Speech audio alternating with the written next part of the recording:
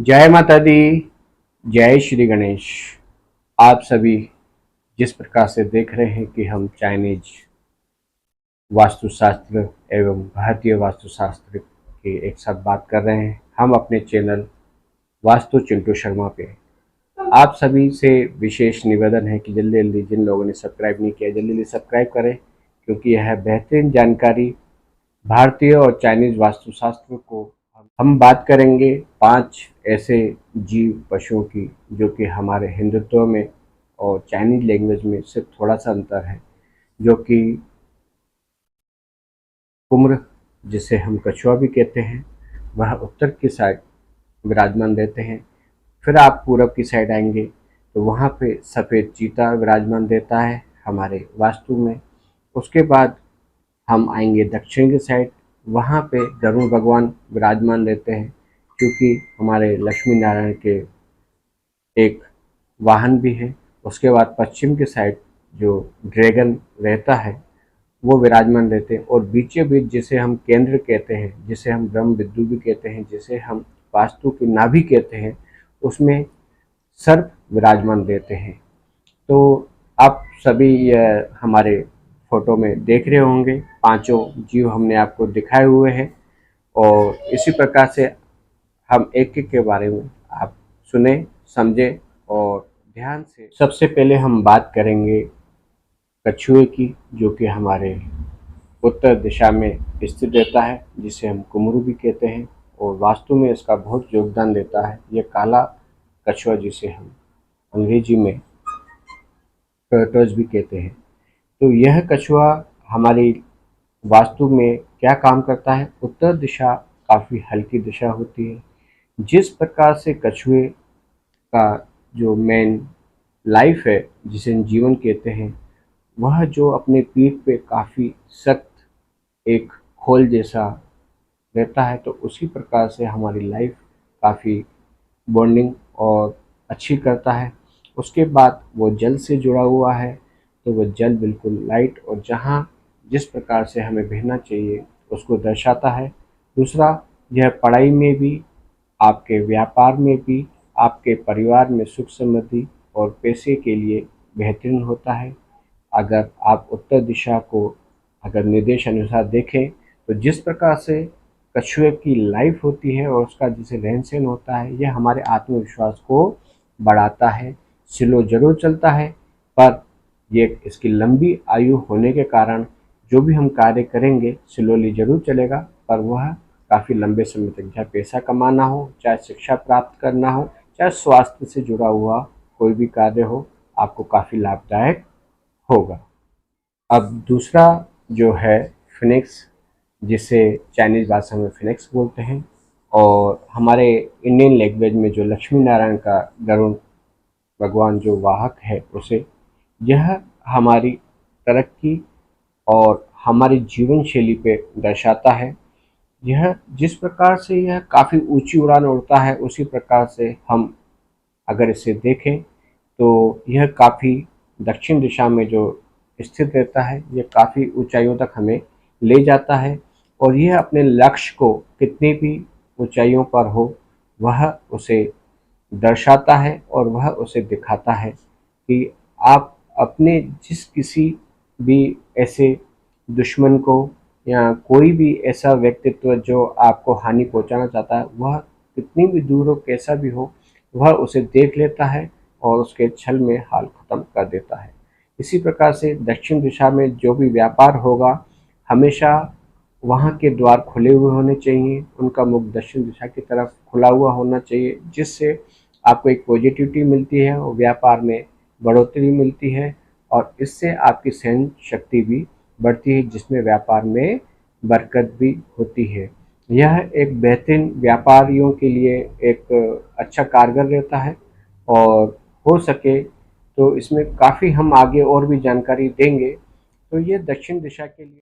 इसके बाद सबसे बेहतरीन एवं कछुए से ज़्यादा शक्तिशाली और उससे ही मिलता जुलता है तो ड्रैगन है, जो कि पश्चिम दिशा में इसका विराजमान है।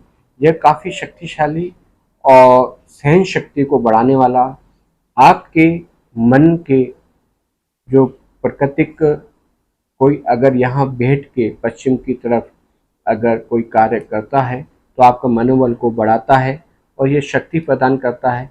कोई भी अगर कोई ऐसा व्यक्ति वाला है जिनके कॉन्फिडेंस में कमी है, अगर वो पश्चिम में बैठ के अगर कोई भी विद्या ग्रहण करता है या कोई भी कार्य करता है तो वह उसके कॉन्फिडेंस में बढ़ोतरी आती है और यह बेहतरीन शक्तिशाली और बुद्धिमत्ता का कारण होता है।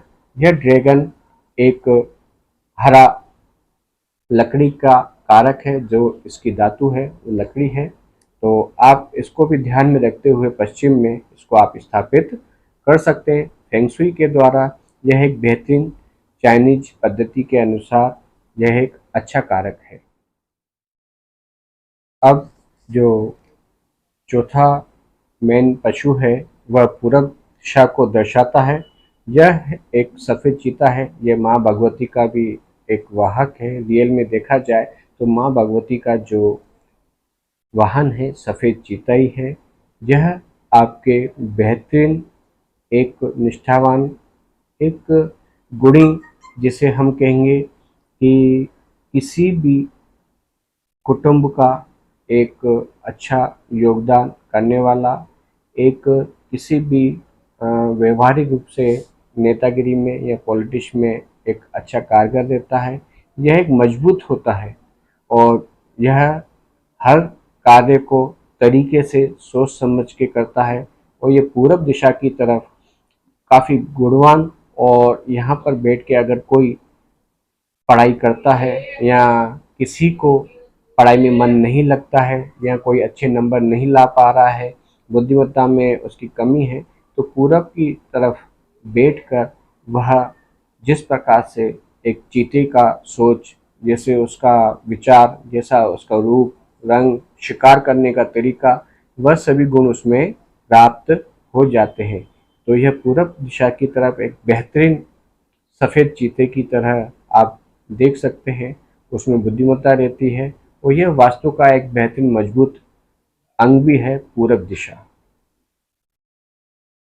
अब पांचवा और काफ़ी बलशाली जो केंद्र में स्थित होता है हमारे पृथ्वी में, हमारे मकान में, हमारे वास्तु के चाइनीज अनुसार, या कहेंगे कि जिस समय हम भूमि का शुद्धिकरण करते हैं या भूमि पूजन करते हैं, नींव पूजन करते हैं, तो उसमें हम नाग नागिन का जोड़ा जरूर स्थापित करते हैं। पर मेन इसका जो चाइनीज पद्धति में और इंडियन पद्धति में भी है कि जो वासुकी जिसे हम बोलते हैं, नाग सांप बोलते हैं, वह हमारे मेन चारों जो एलिमेंट हैं, चाहे वह सफ़ेद टाइगर हो, चाहे हमारा कछुआ काला कछुआ हो, चाहे ड्रैगन हो, चाहे अपना गरुड़ भगवान हो, तो यह सभी चारों के बीच पूर्व पश्चिम उत्तर दक्षिण के बीच में जो मेन केंद्र में जो रहता है, यह न ऊंचा रहता है ज़्यादा न नीचा, ये मीडियम का रहता है। यह कुंडली करे हुए सांप हमारे केंद्र में विराजमान रहता है। यह हमारे बीचों बीच, इसको हम कहेंगे कि एक प्रकार से हम जो मनुष्य या कोई भी मालिक उस घर का जो रहता है उस पर ज़्यादा निर्भर करता है, क्योंकि चारों जो आपके पशु हैं, जीव हैं, अगर इनके आप पूजन वगैरह, इनकी आराधना या इनको अच्छा एक्टिव किया हुआ है, अच्छा पॉजिटिव किया हुआ है, जिसको हम जिस समय करते हैं वह से कहते हैं गृह प्रवेश, वास्तु पूजन, वास्तु शांति पूजन भी कहते हैं, और ये काफ़ी नामों से पुकारा जाता है। उस समय ये चारों दिशाओं को हम अपने लिए पूजित करते हैं, इनको उजागर करते हैं, इनको अपना ओरो पावर बढ़ाते हैं, और यह हमें एक पॉजिटिव देता है और काफ़ी कहे कि यह हमारी नकारात्मक ऊर्जा को दूर करता है। तो कुंडली मारे जिस प्रकार से सांप बीच में बैठता है, उसी प्रकार से आप अपना व्यवहार समझें, जिस प्रकार से आपका व्यवहार होगा उसी प्रकार से चारों दिशाएं काम करेंगी।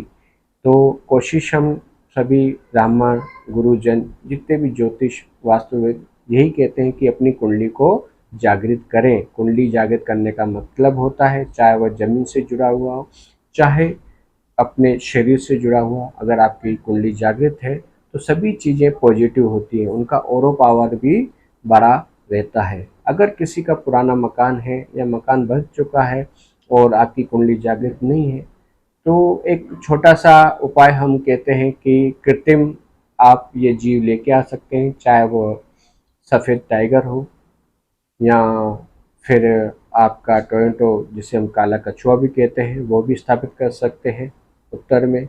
पश्चिम में आप ड्रैगन, हरा ड्रैगन भी स्थापित कर सकते हैं लकड़ी का। और आप जो दक्षिण में है एक गरुड़ भगवान का फोटो भी लगा सकते हैं। और पूरब में आप सफ़ेद टाइगर का भी आप स्थापित कर सकते हैं जो कि धातु का होना चाहिए। तो ये सभी चीज़ें आप देखेंगे कि जब पॉजिटिव हो जाएंगी तो आपकी लाइफ में हमेशा आपका जो ऑरो पावर है प्लस में चलेगा, वी पॉजिटिव चलेगा, आपके साथ अच्छी अच्छी चीज़ें होंगी, आपके घर में सुख समृद्धि धन वैभव लक्ष्मी प्राप्त होगी और कभी भी किसी चीज़ की कमी नहीं आएगी। तो आज हमने बात करी चाइनीज वास्तु के हिसाब से, और इसमें जो इंडियन वास्तु का भी है मैंने आपको दर्शाया। तो ये सभी कुंडली जागृत करने के ऊपर था और अपनी दिशाओं को शुद्ध करने के हिसाब से था। आगे भी इसी प्रकार की अच्छी अच्छी टिप्स एवं जानकारी प्राप्त करने के लिए हमारे वास्तु चिंटू शर्मा को सब्सक्राइब करें, लाइक करें, शेयर करें और सभी को अच्छी अच्छी जानकारी दें।